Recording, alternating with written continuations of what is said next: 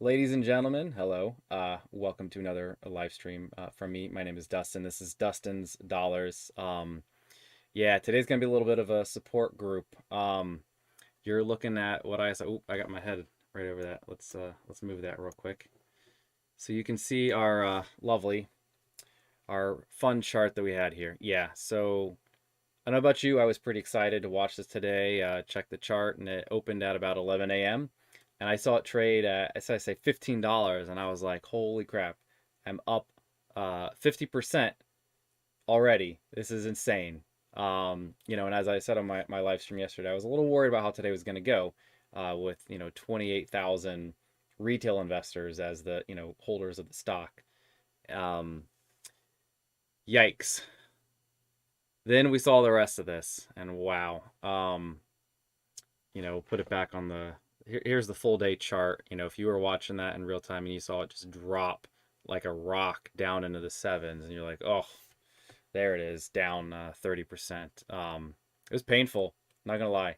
I'm still holding on my shares, but yeah, I saw the people, saw some of the people on the Reddit group, the subreddit, and people aren't happy. Obviously, nobody's happy losing 30%, and by the end of the day, down 40%. Whew, yikes! That is it's an ugly looking 1 day chart. So yeah, it's a bit of a support group. Come here, join the chat, let me know how you're feeling. Um, but I did want to put this a little bit into context here because this IPO was priced at $10 a share late last year, right? In November or so, they priced the offering, and then that was in December. We were a lot of folks I think bought in December and January, and then it closed and listed immediately afterwards. But if you put this in the context, you watch the Nasdaq and small caps have really dropped like crazy. Let's find these are futures. I don't know if this is gonna give me. Here's 1 month on the Russell 2000. I think this is a relevant index, and this is the index is down. What's that, even 10, maybe 15%. And if you look at some individual companies, right, great companies that are in the tech industry, but aren't yet profitable. I had Cloudflare up as a good, not Pinterest. Cloudflare is a not necessarily comparable. They're much larger than Knightscope, but this shows you a good company that's been hammered in the past month, right? This is from the end of December to today, and you can see it's gone down from 100 and almost 140 down to 80. So that this is down 45%. Here's I tried to find a tech company that is in this is a healthcare, but also a tech company in the similar market cap range, right? This one's under 2 billion, and you can see what's happened to them in the past month. They've gone from 17 $18 somewhere in there down to under 10. So they're easily down this 40%. And I think what we saw, my take on what we saw today is really that we saw this drop that's happened in a lot of stocks that are comparables over the past month.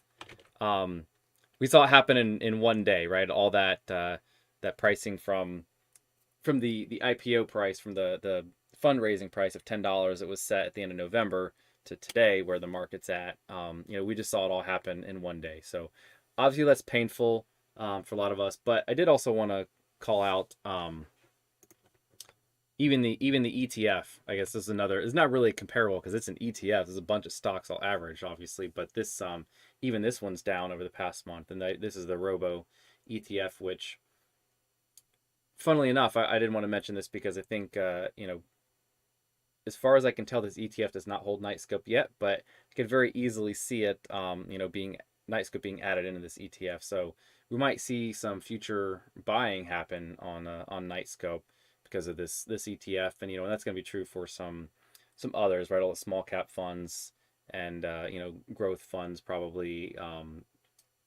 So we'll see how that plays out, and I may be able to do a future sort of prediction on how much some of those funds will probably take in terms of percentage, and how many shares that would take off the market.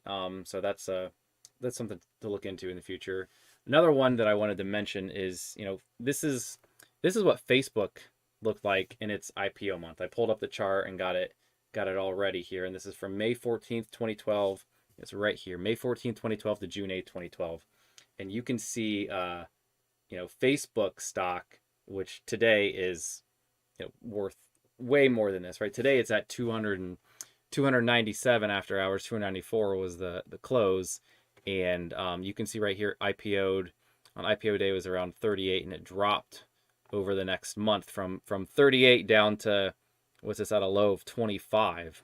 So that's like a, off the top of my head, 30-40% drop in Facebook, and this was obviously, what the rest of the chart looks like.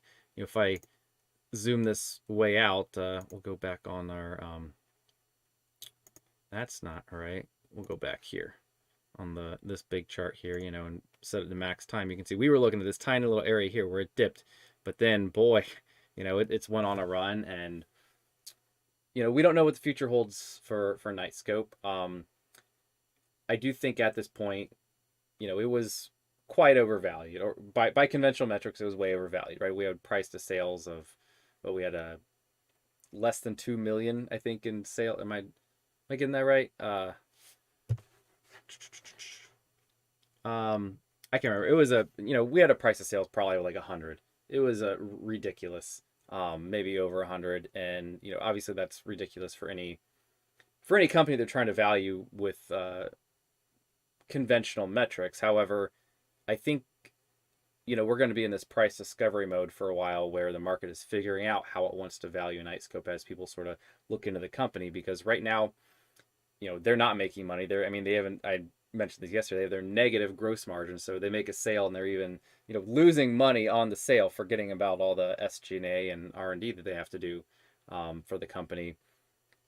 However, as we mentioned, there's a huge total addressable market. They've got a unique product, and I think right now it's really being valued more like a call option, right? In that it's worth nothing today. If we look at the company, it's it doesn't actually make profit. It just burns through cash like crazy, and their revenue growth has not been something that we can even look at and project out, because even that's been flat based on their filings. However, there's clearly a lot of potential for the company, and that's what people are trying to figure out. How much is this worth? And so pricing it more like an option rather than a stock, which is interesting. We'll see how that plays out. And then obviously there's sort of some of the technical factors I talked about, mentioned yesterday, of we have 28,000 retail investors that have had their money sitting in a private company that they can't sell for years for some folks, and some of them might have just wanted to get out of it by now and take their cash, even if they were selling at a 20% loss. And you did have some people who bought their shares many years ago for $3 a share and below.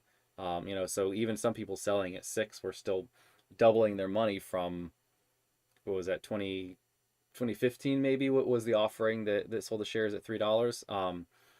So 7 years doubling your money, it's a reasonable return. There's a lot of risk to take for that, for a mere double in 7 years, but doubling your money is doubling your money. And somebody at that point, they might have expected a lot more growth out of a company by 2022, so they might just be running with their money. So we'll have to see how this plays out over time. There's a lot going on, but I think there was at least some positive news, right? The positives that I would take away from this are, obviously, the price action now doesn't directly hurt the company. The company is not the stock. And the company was able to raise some money, raise 22 million at $10 a share. And so, they obviously diluted a lot less than they would have if they had priced this at $6 a share. So that's one positive, if you're a long-term holder of the stock, meaning you really care about the company. And then another one, this is an article that came across today. This is in the Silicon Valley Business Journal. And, they're saying, yeah, Credo, which is another company, in Knightscope, this talks about two different companies. And Knightscope got hit by market headwinds, in its debut, which is obviously true, right? We're down 40% and it hurts. However, there is a nice little nugget buried down in here. If you look at this, CEO William Santana Lee told the Business Journal that Knightscope got the capital it needs in the IPO to expand the use of its security robots beyond the 90 that are deployed around the US today. 90. The last time I heard him say this number, it was about 80. And I want to say that was in November or December.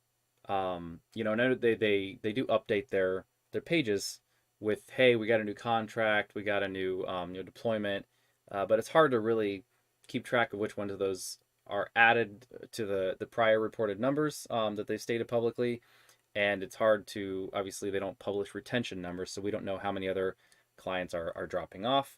But the fact that they're up at 90 deployed right now, that was an incredible sign to me. And I want to say the last filing that they had for the last semi-annual report that they filed, where they reported this in writing to the SEC, I think was around 60 robots. So as of now, we have 50% more robots deployed. So I know we've been flat for a couple of years in terms of revenue growth, but sure seems like things are picking up now. So I think there's reason to have hope. I'm still holding on to every single share that I had. I didn't have the cash to buy more today, but it's certainly something I'm going to consider if it stays in this range at $6 or drops even further. I will probably personally be buying, just because the risk reward is there, right? I mean, yes, they could go bankrupt. Yes, my money could go to zero, but if they succeed, boy, is that stock's gonna be worth a heck of a lot more than $6 a share. So, all right. Thanks for watching today. That's all I got to say. So I hope you have a good night or good day, depending on when you're watching this.